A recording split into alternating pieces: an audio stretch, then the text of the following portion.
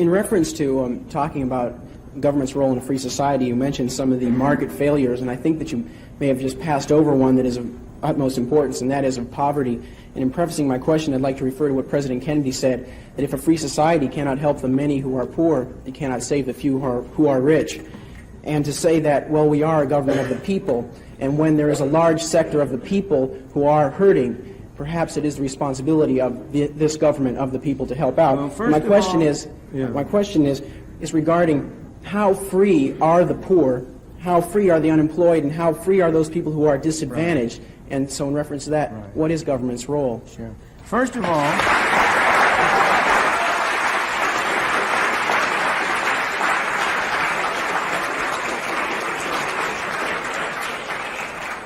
I'm glad to see one vote for the poor.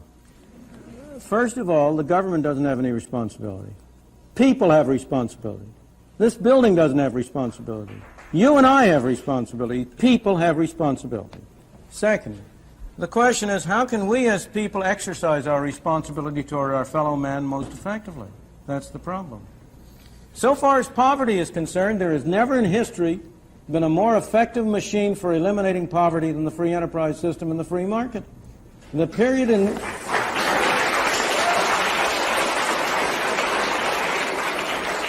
the period in which you had the greatest improvement in the lot of the ordinary man was the period of the 19th and early 20th century. Those of us in this room are the heirs of that. We benefited from the way in which our parents and our grandparents were able to come here. And by virtue of the freedom that was offered to them, were able to make a better life for themselves and them and us. But next, if you look at the real problems of poverty and denial of freedom to people in this country, almost every single one of them is a result of government action and would be eliminated if you eliminated the bad government failures. Let me be precise and specific. Why do we have so high an unemployment rate among black teenagers? It's a disgrace and a scandal. Why do we have so high an unemployment rate? First of all, because we give them lousy schooling through governmental schools, which make them unqualified to hold decent jobs. And second of all, we require employers to discriminate against them by not hiring them unless their productivity is enough to justify a minimum wage.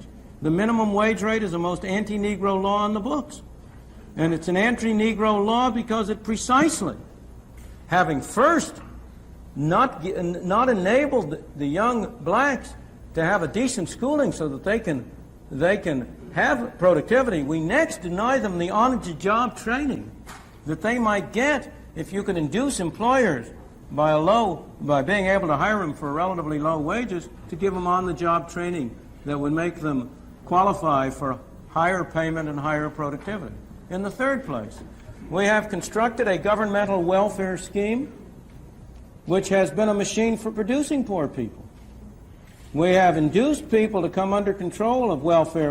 I'm not blaming the people, don't misunderstand me. It's our fault for constructing so perverse and so ill-shaped a monster as the whole set of welfare programs we have under which we encourage people, families to break up. We encourage people to move from one part of the country and come to another, under which we have, in effect, made many people poor. And yet, when all this is said and done, have I ever been where? Welfare or poor. I have, sir. Of course, more so than most of the people in this room.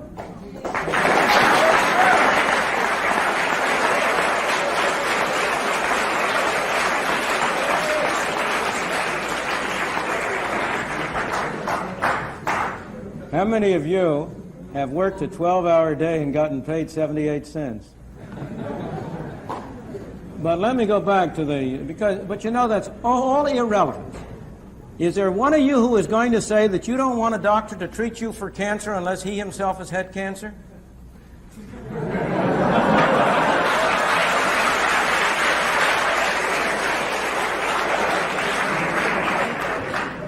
I could go down the line.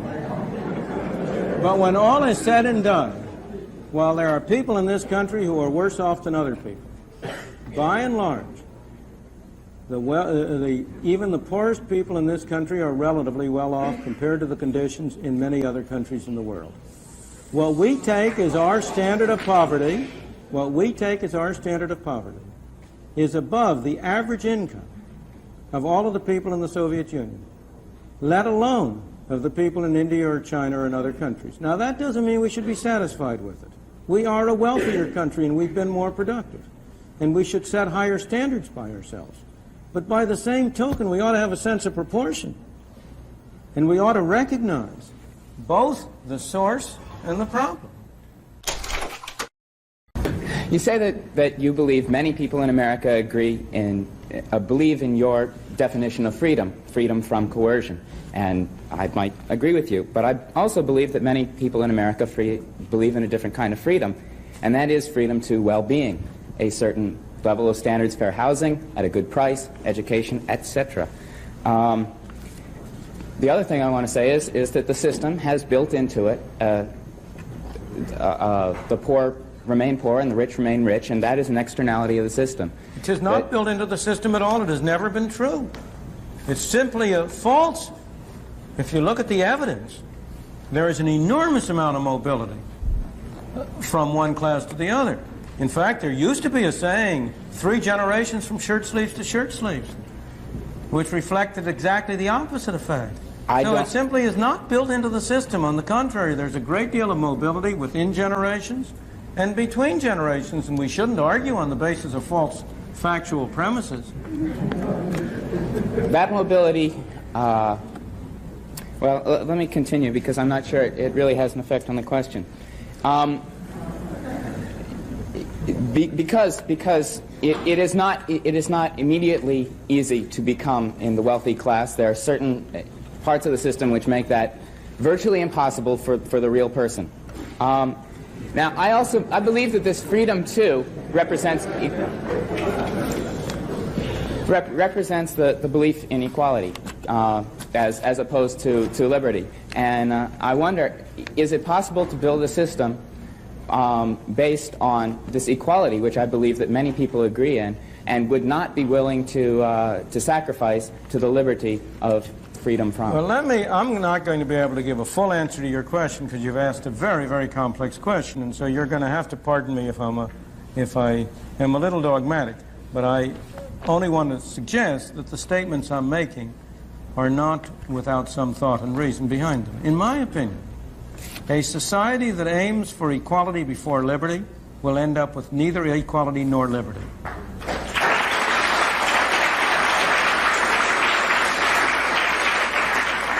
And a society that aims first for liberty will not end up with equality, but it will end up with a closer approach to equality than any other kind of system that has ever been developed. Now, that conclusion is based both on evidence from history, across history, and also, I believe, on reasoning which, if you try to follow through the implications of aiming first at equality, will become clear to you. You can only aim at equality by giving some people the right to take things from others. And what ultimately happens when you aim at equality is that A and B decide what C shall do for D. Except that they take a little bit of a commission off on the way. Friedman, my question really goes to part one of your speech.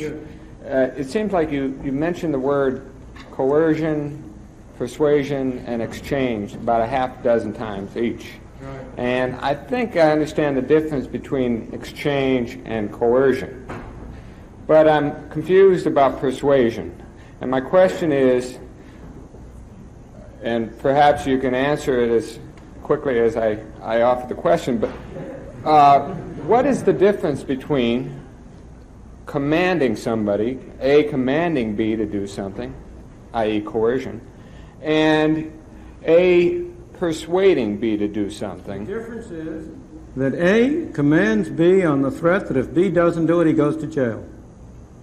Or if B doesn't do it, he gets hit over the head. In my opinion, I am going to distinguish between persuasion and coercion entirely on the basis of the actual use or threat of use of physical force. Not mental persuasion, not brainwashing. I find it impossible to accept brainwashing except under conditions of physical coercion as well. You may have a person held violently and brainwashed in that sense, but other than that, the fundamental distinction I would draw is the use of force. Well, let me ask you this. You seem to say that coercion is bad, and I think persuasion is good because it helps us achieve the necessary cooperation and uniformity that makes the society hold together. But what are the implications of the freedom of the individual when individuals are barraged by all sorts of persuasive communications, by the media, by lawyers, by I understand. Business executives, by professors? We're constantly being persuaded. And what would John Stuart Mill say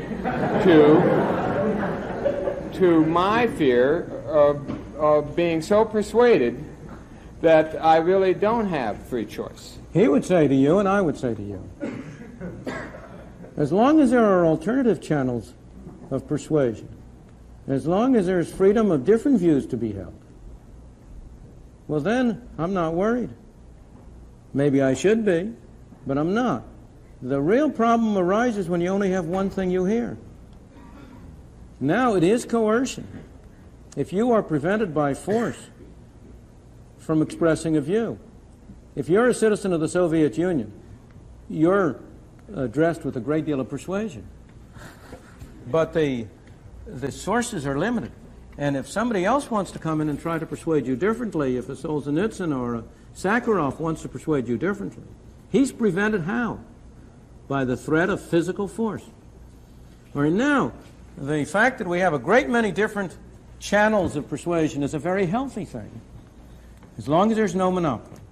And the real problem arises when we don't have a proper, well, let me give you a real, I mentioned that one of the worst things we have is a control by FCC of radio and television. Why? Because it reduces the range and variety and alternatives of persuasive material. It gives a special advantage to the advertisers. You ought to have a system of radio or TV in which material can be disseminated the same way it is in print, in which you could do it through fee TV, paying for it, or other ways. But we use force, namely the denial of a license, the fact that a policeman will come and put you in jail if you operate in contravention to the FCC rules, to prevent alternative means of dissemination. In my opinion, that's why you have had a wasteland of television, in a phrase that Minnow used some years ago. So I think the fundamental answer to your question is that we must strive to keep all channels open. And if we do that, then it's very tempting for individuals to say, I want to be free of that. You know, freedom imposes costs as well as benefits. If you have to make up your own mind, that's a terrible thing. Most people would much prefer to have their mind made up for them. But if we're going to maintain a free society, each of us have to undertake the task of making up our own mind. First, you talk about the injustices which prevail in the so-called communist countries, and then the free societies which exist in the capitalist countries and the wealth that has been created there. But you restrict your arguments to the Western European countries, the United States and Japan. What you fail to point out is that most of the countries in the world are capitalist. That is, the means of production are owned privately, or the accumulation of wealth is privately accumulated. Most of these countries have severely repressive governments, and most of them suffer from huge unemployment rates, hunger, and poverty. If we look at India as compared to China, which has twice as many people, and under its system, the Chinese system, has been able to achieve things for the masses of people which India could not even consider. The same thing goes... Would you come to your question, please? How about? Just two more points, because excuse me, I'd like a little bit of free speech myself. That's okay.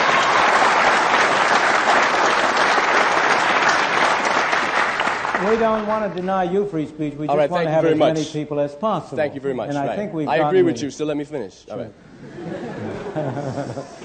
The problem which a lot of us feel is, first, you did not mention in terms of the countries you were pinpointing, such barbarous countries as South Africa and Zimbabwe.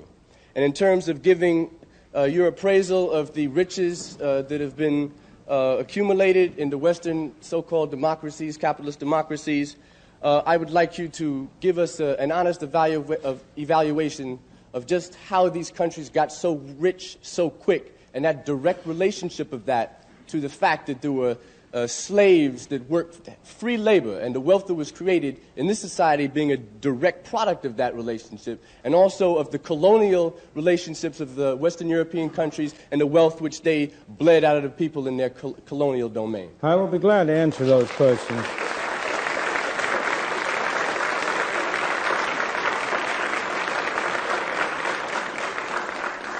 First of all, there's a sense in which every country in the world is capitalist.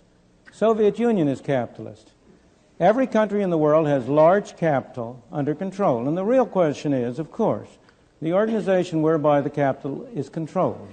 In the Soviet Union, it is controlled by the state or by officials of the state. In the second place, I have been talking for an hour. I would like to talk to you for 10 hours. In a full discussion, I would certainly agree with you that capitalism is not a sufficient condition for freedom. It's a necessary condition for freedom. I never said that wherever you had capitalism, you had freedom. I never said that. I never made that statement. I made the opposite statement. Wherever you had freedom, you had capitalism. Capitalism is a necessary condition for freedom, but not a sufficient condition for freedom. In addition, you need relatively broad access to capital and a relatively free market. Again, relatively. You need competition. I usually refer to it as competitive capitalism to distinguish it from certain kinds of systems which have been capitalist and have all of the bad qualities that you describe. In the second place, because I don't want to take too much time, to go to your final points. In the second place, it simply is not true that the enormous increase in the well-being of the free countries of the West arose out of slavery. Slavery was a blot on our scutcheon, there is no question. And of course, it was a disgrace to this country to have had slavery as long as it did. But if you take Britain, which did not have slavery, I'm going to go to the colonies, that's the next point. I'm trying to take one point at a time. The gentleman made two separate points. One had to do with slavery, and one had to do with colonies. Britain did not have slaves. Japan did not have slaves in the 100 years since the Meiji Restoration. Hong Kong today does not have slaves. And you ask yourself, if you want to know how people feel, ordinary people feel about different systems, you ask how they vote with their feet. And you ask whether it's Hong Kong that has to put up police to keep people from Hong Kong going into China, or it's China that has to put up police to keep people from China going into Hong Kong. So look at the way people vote with their feet before you judge which society gives them better conditions. But in any event,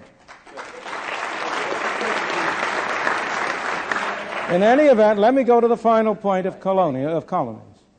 In the first place, it's not true that the wealth or the benefits of the West derive from exploiting the colonies. The facts are against you. The reason why you say that is because it is so hard for people to get out of the notion that life is a zero-sum game. They think if one man benefits, another must lose. But in a free market, both people can benefit. Now, if you take the case of Africa, the wheel had not been invented in parts of Africa by the end of the 19th century. The number of people in Africa and their average conditions of life in Africa have grown enormously as a result of their contacts with the West. You don't know your history, sir. Well, I would say you don't know your facts, sir. In the case of India, which is a very famous case, if you look again at the facts, all of the studies have shown that it cost Britain more to maintain India. These are some famous studies by Jacob Viner, which went into the details of it in great detail. Colonialism has always cost the mother country more than it ever gotten any direct or indirect economic benefits. So far as India was concerned, the history of India is divided into three periods. The period of British rule in the 19th and early 20th century, when there was very real progress in the standard of life of the people of India. The period of the 20s and the 30s, when there was a great struggle against Britain and for independence, when there was essential stagnation in India and there was no growth. The period since the creation of independence in 1948, when you have had a highly centralized government, when unfortunately it was Harold Lasky and not Adam Smith, who was the most respected intellectual figure in India, when the Indian people have lost, not improved, when the average amount of food and so on has been going down, not up. The people of India have been worse off under independent, non-colonial government than they had been before. So, colonialism. Well, first of all, where do you have colonialism today? You have the classic colonialism behind the behind the Iron Curtain. You have Russia, which is a master country. I mean, not the Union of Socialist Soviet Republics, but Russia, which is a master country with a great colony around it within the Soviet Union, in Poland, in Czechoslovakia, in Hungary. That's the great example today of your classic kind of colonialism. The United States, with trivial exceptions, has never been a colonial country. It did have Philippines. It had Philippines for a while. Cuba was not a colony of the United States. In any event, you need a sense of proportion. In the period between the revolution in 1776 and 1898, the U.S. had no colonies. And yet the U.S., that was a period of the greatest growth and the greatest economic development of the United States. This says you supported Pinochet or advised Pinochet. I never advised Pinochet. I never supported Pinochet. We'll throw that one away. But, hold on. No, I don't want to evade the question. All right. Chile was a case in which a military regime headed by Pinochet was willing to switch the organization of the economy from a top-down to a bottom-up performance. And in that process, a group of people who had been trained at the University of Chicago in the Department of Economics, who came to be called the Chicago Boys, played a major role in designing and implementing the economic reforms.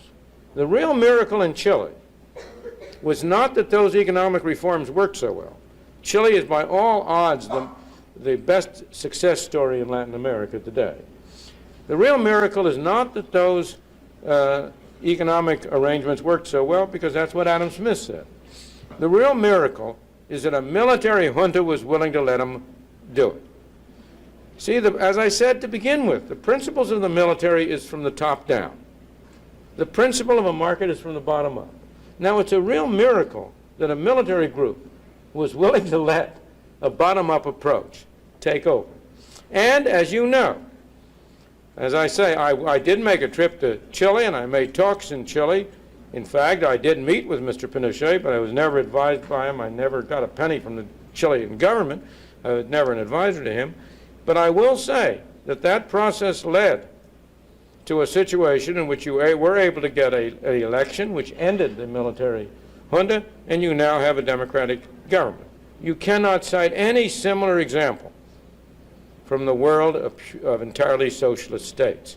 So I was not an advisor to Pinochet. I was not an advisor to the Chilean government, but I am more than willing to share in the credit for the extraordinary job that our students did down there. Okay. In your book, Capitalism and Freedom, which I've read cover to cover, thank you. you presented the thesis that capitalist society was a prerequisite for a free and democratic society. But how does this fit with the example of South Africa, a nation which fits your criteria for a capitalist society? It has relatively unregulated free enterprise, market diversification, and multinational participation, but in no way could be considered free with apartheid discrimination and forced labor by the passbook law. I'm afraid you read the book from cover to cover, but not line by line.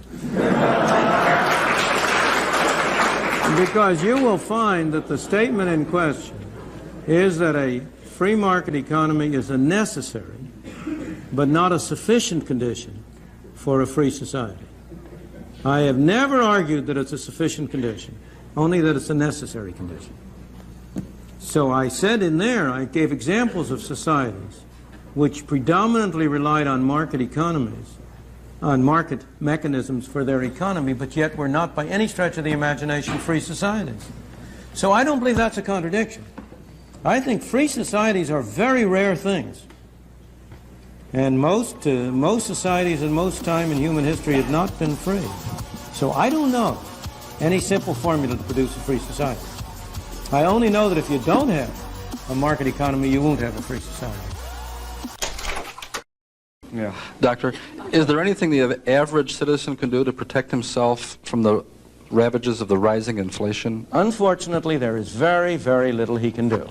I hate to say this, and yet it's true. The most effective protection against inflation is high living. How do you mean that? How do you mean that? I mean that, unfortunately, there are no assets which you can confidently acquire with the expectation that they will provide you a hedge against inflation. On the other hand, if you buy yourself a nice house, you buy yourself a nice suit, you buy yourself a picture to hang on the wall, you are protected against the ravages of inflation. So, in other words, convert your money into material things? Unfortunately, it's not a very desirable thing to do. Don't convert all of it. You've got to have some reserve for emergency. I'm not saying this is a good thing. I'm saying that inflation is the kind of thing which leaves you with no good choices. But that sounds like playing the violin while Rome is burning. Well, tell me the alternative. The question was not what the nation ought to do. Yeah. I have no difficulty in saying what our governmental policy ought to be to end inflation. That's a different question. The question is, what can I as an individual do? And unfortunately, given the uncertainty of inflation, given the fact that real estate has proved a good hedge and it's proved a bad hedge, that stocks have proved a good hedge and they've proved a bad hedge, that government bonds are a snare and a delusion, that they have proved a very, very poor investment for the poor suckers who were induced by Uncle Sam to come into them. Unfortunately, there is no good way in which the ordinary citizen, the ordinary person, can really protect his assets against inflation. Dr. Fried, what does the average citizen do to help the inflation or to fight it? As a citizen, you can do a great deal. As a citizen, you can exercise your influence on your congressman at the elections to try to elect people who are committed to cutting government spending. As you may know, a group of us have been working for a long time on constitutional amendments to set a limit to total spending. Such amendments have now been passed in 5 states.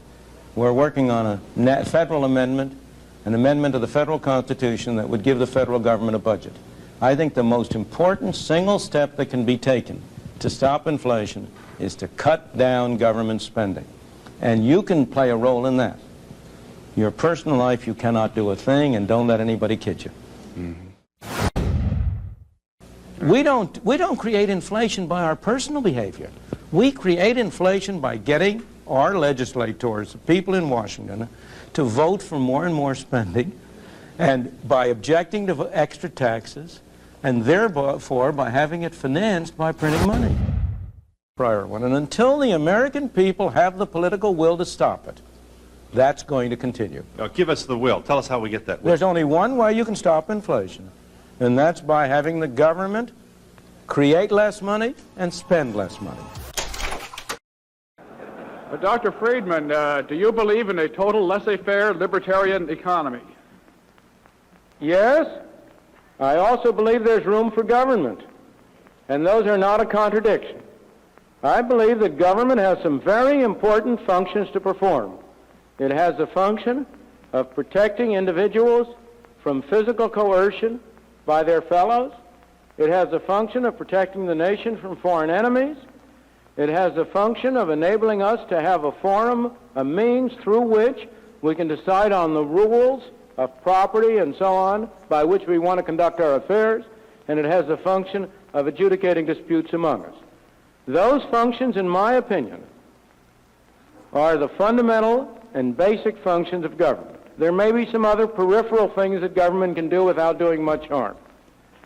But beyond that, I believe in as unfettered a free enterprise economy as is feasible within those very narrow limits for a limited government. I think you've done an excellent job tonight of defending capitalism. Capitalism has treated you well. In general, it's treated the people in this audience well. And as you say, people respond to things based on their self-interest, so I think they've responded well to you. What I'd like to get to now is the question of the relationship between morality and economic policy, which you talked about before in terms of the quotes from Thoreau. You said that the worst sort of person is the person who's going to try to be charitable and is going to try to be... Well, you said that it's unwise for a person to be charitable or to be sincere. No, what did you say then? Let me repeat Thoreau's words. Thoreau's words were, if I knew for certain that a man was coming to my I think we heard coming to my house with the conscious design of doing me good, I should run for my life. Now, that's not the same thing as being charitable. Okay, fine. I'll accept that distinction. Take what Thoreau just said and you've echoed and apply it to American business. And I think what you're basically saying is American business, a corporation. To businessman. You are the head of a corporation. Oh, you're applying to me as the head of a corporation. Right. Can I ask you the question, please? Sure. Now, it seems to me that the implication is that that corporation should not try to do anyone else good, because then the people would run away. What they should do is pursue their own self-interest. That means profit. And what I'd like to talk about is the implications of that in terms of three concrete examples. I believe that a couple of years ago, when there was a major flood in Pennsylvania, you came out as opposed to aid for those disaster victims, based on the rationale that they had bought the land at lower prices because the risk was known, and they shouldn't be given any aid. I'd like people to consider the implications of that. Secondly... That isn't what I came out against. I came out against the government providing flood insurance at low cost in advance. I did not come out against private individuals giving charity to the people. But what who about were disaster aid by the government? I think... The government insurance of nuclear power plants. Well, it's the same thing. The nuclear power plants ought to be required to pay for full insurance themselves, and that ought to be incorporated in their charges. I'm not in favor of government subsidization of nuclear power plant insurance. Okay, a second... Look, don't attribute to me your conventional views of what, quote, a conservative believes, because I'm not a conservative. I'm a believer in freedom.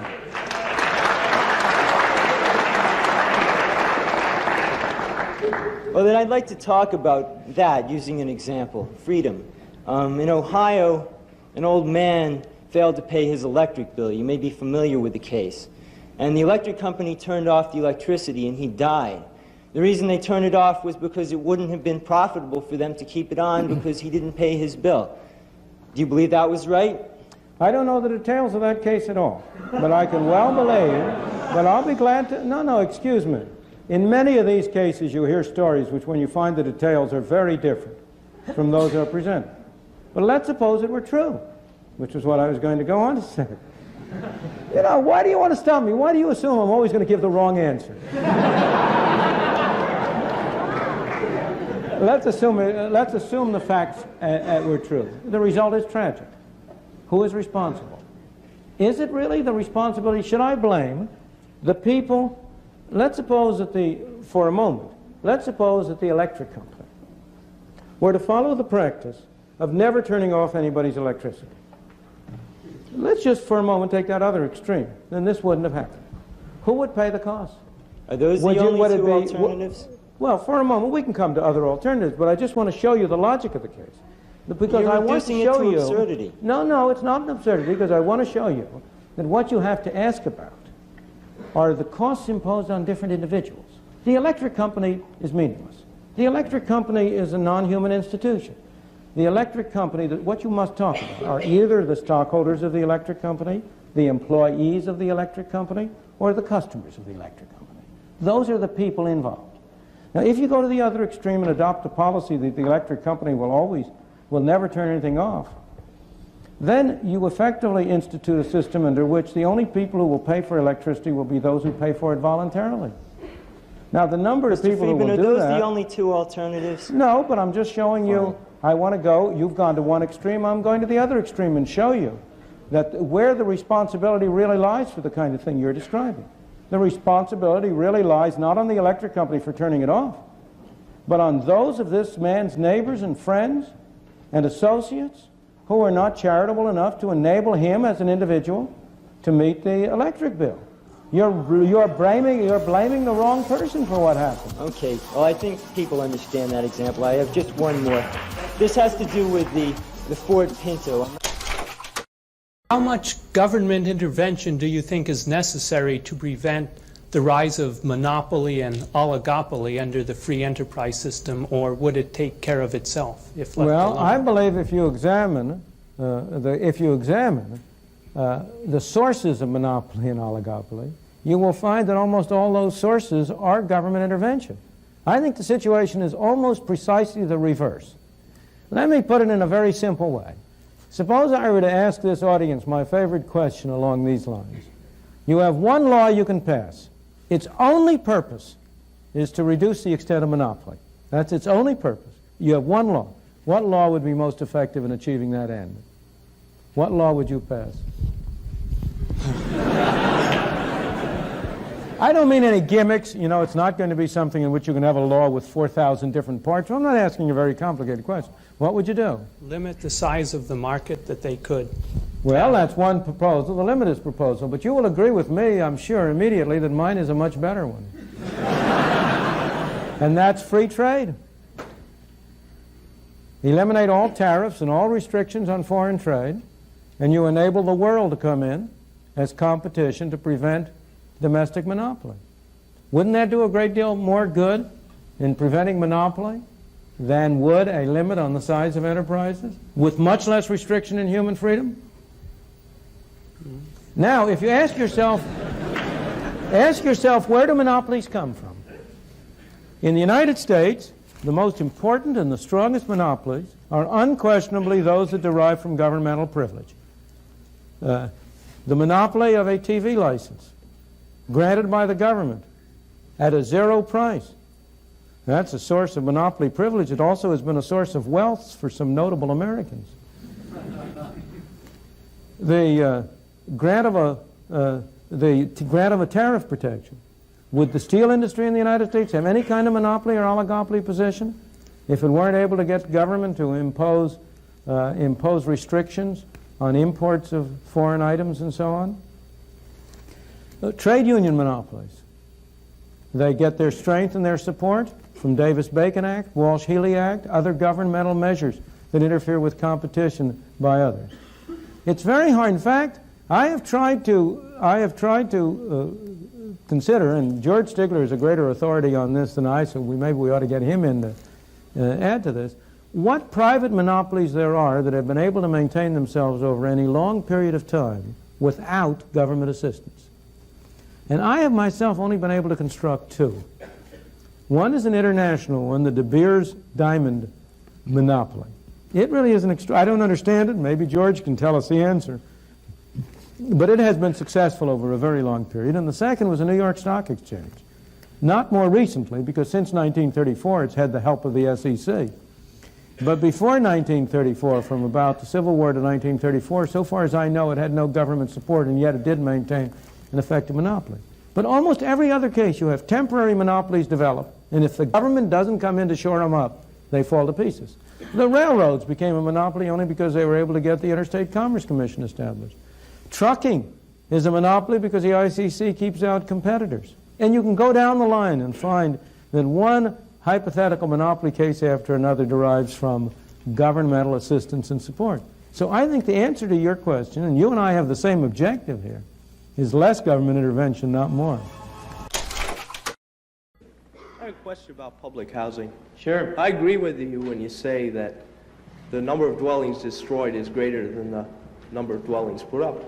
But you are comparing the number of dwellings that are destroyed are three-story apartment buildings left over from the 19th century. And the dwellings that are put up are about 20 stories high. And have about 8 families per floor. Oh, I mean the number of dwelling units, not the number of buildings. When I spoke, I was not careful, and I should have been. I meant the number of dwelling units, where a dwelling unit is something that houses a family. So in the case of the buildings you're talking about, I wouldn't count that as one 8-story building versus one 3-story building. But the number of dwelling units built is less than the number destroyed. How does that improve the housing? Maybe you dislike the public housing because of the institutional look to it, and that it looks more like a hotel and looks less homely. But the alternative that has nothing to do with it. The alternative is either you have a public house or you have a badly maintained apartment building by an absentee landlord.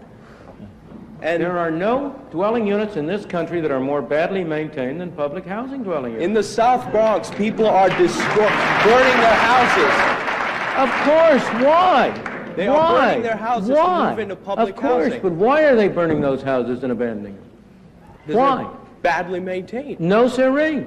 Because you have rent control in New York City, which makes it uneconomical to maintain the houses and means that the only way in which you can get any money out of them is by burning them down. Also, an absentee landlord is very... Absentee landlordism, of course. But you mean to say that the public housing units are not absentee landlords?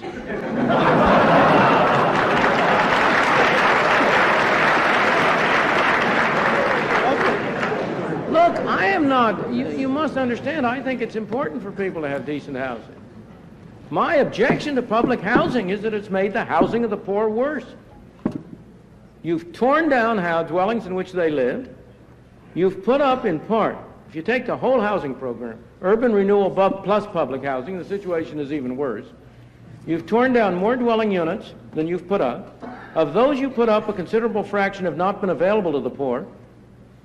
You've torn down low-income dwelling units. Take any urban renewal area in this country you want. You've torn down low-income dwelling units and you've put up luxury apartments. And that's helping the housing of the poor? Not by a long sight. So that the problem is, and then in the public housing units you've set up, because of the income requirements and so on, the people who can qualify for them tend to be broken families.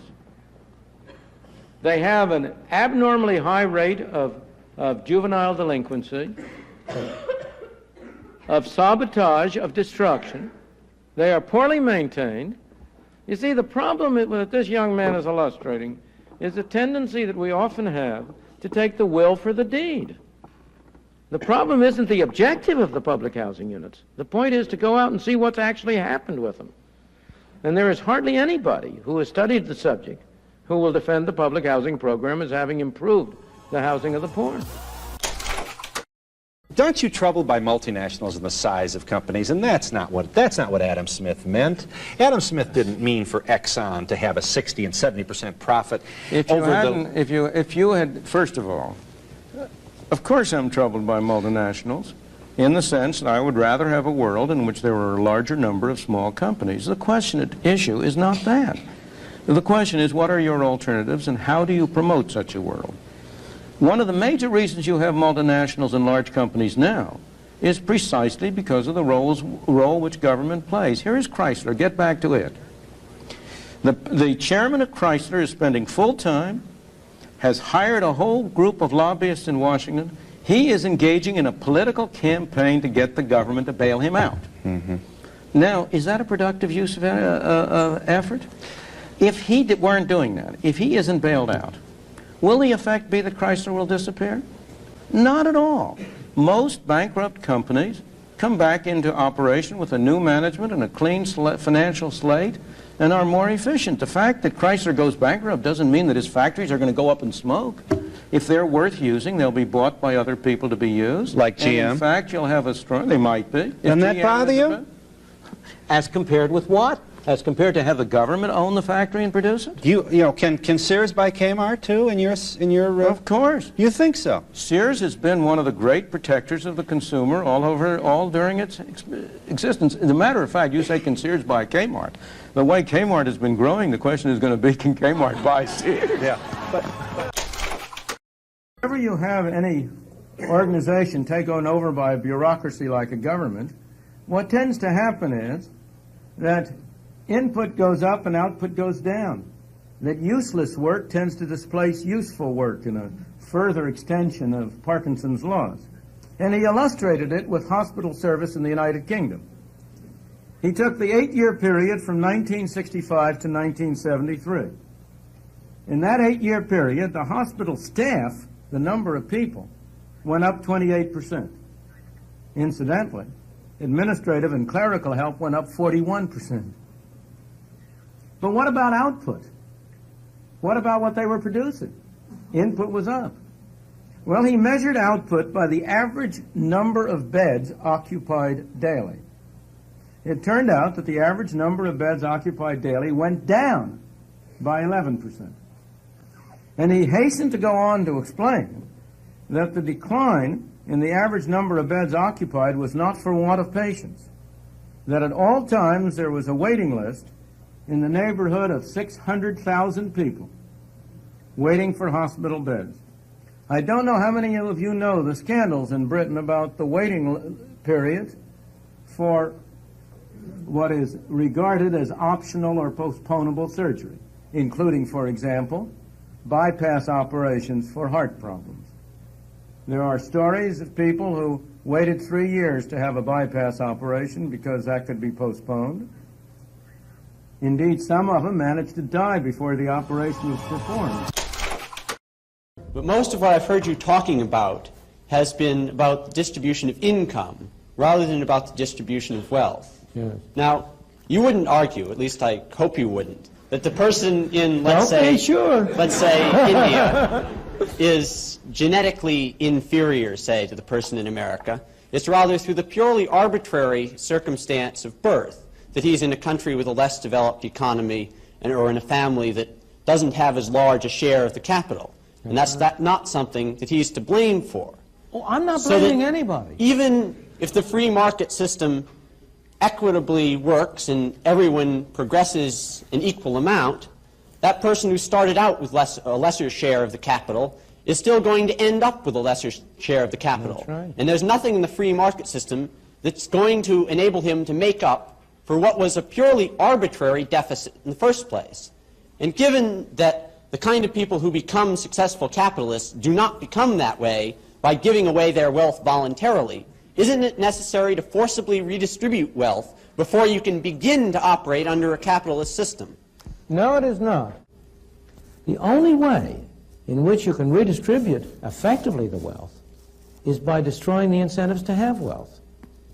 And the question is, what is the way, what is the system which will offer those people who are so unlucky as to be born without good positions, what is the system which will offer them the greatest opportunity?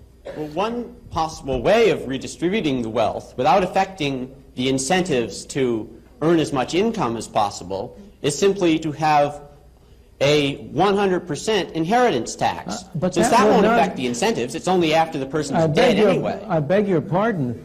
I'm afraid, I don't know the family you come from. I don't, but as you grow up, you will discover that this is really a family society and not an individual society. We tend to talk about an individualist society, but it really isn't. It's a family society.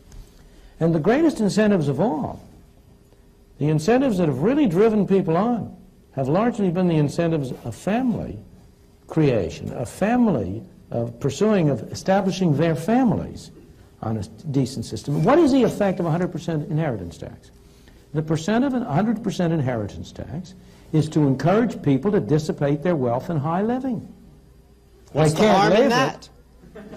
The harm in that is that where do you get the factories? Where do you get the machines? Where do you get the capital investment? Where do you get the incentive to improve technology? If what you're doing is to establish a society in which the incentive is for people who, if they by accident accumulate some wealth, to waste it in frivolous entertainment. You know, the thing is that the thing that is amazing that people don't really recognize is the extent to which the market system has, in fact, encouraged people and enabled people to work hard and sacrifice in what I must confess I often regard as an irrational way for the benefit of their children. One of the most curious things to me in observation is that almost all people value the utility which their children will get from consumption higher than they value their own. Here are parents who have every reason to expect that their children will have a higher income than they ever had. And they scrimp and save in order to be able to leave something for their children. I think you are sort of like a bull in a china shop if you talk about the 100% inheritance tax having no incentive effects. It would destroy a continuing society. It would destroy a society. Here's my question. When you see around the globe the maldistribution of wealth, the desperate plight of millions of people in underdeveloped countries, when you see so few haves and so many have-nots, when you see the greed and the concentration of power within, did you ever have a moment of doubt about capitalism and whether greed's a good idea to run on? Well, first of all, tell me, is there some society you know that doesn't run on greed? You think Russia doesn't run on greed? You think China doesn't run on greed? What is greed? Of course, none of us are greedy. It's only the other fellow who's greedy. The world runs on individuals pursuing their separate interests. The great achievements of civilization have not come from government bureaus. Einstein didn't construct his theory under order from a bureaucrat. Henry Ford didn't revolutionize the automobile industry that way. In the only cases in which the masses have escaped from the kind of grinding poverty you're talking about, the only cases in recorded history are where they have had capitalism and largely free trade. If you want to know where the masses are worst off, it's exactly in the kinds of societies that depart from that. So that the record of history is absolutely crystal clear, that there is no alternative way so far discovered of improving the lot of the ordinary people that can hold a candle to the productive activities that are unleashed by a free enterprise system. But it seems to reward not virtue as much as ability to manipulate the system. And what does reward virtue? You think a communist commissar rewards virtue? You think a Hitler rewards virtue? You think, excuse me, if you'll pardon me, do you think American presidents reward virtue? Do they choose their appointees on the basis of the virtue of the people appointed or on the basis of their political clout? Is it really true that political self-interest is nobler somehow than economic self-interest? You know, I think you're taking a lot of things for granted. And just tell me where in the world you find these angels who are going to organize society for us. Well, I don't even trust you to do that.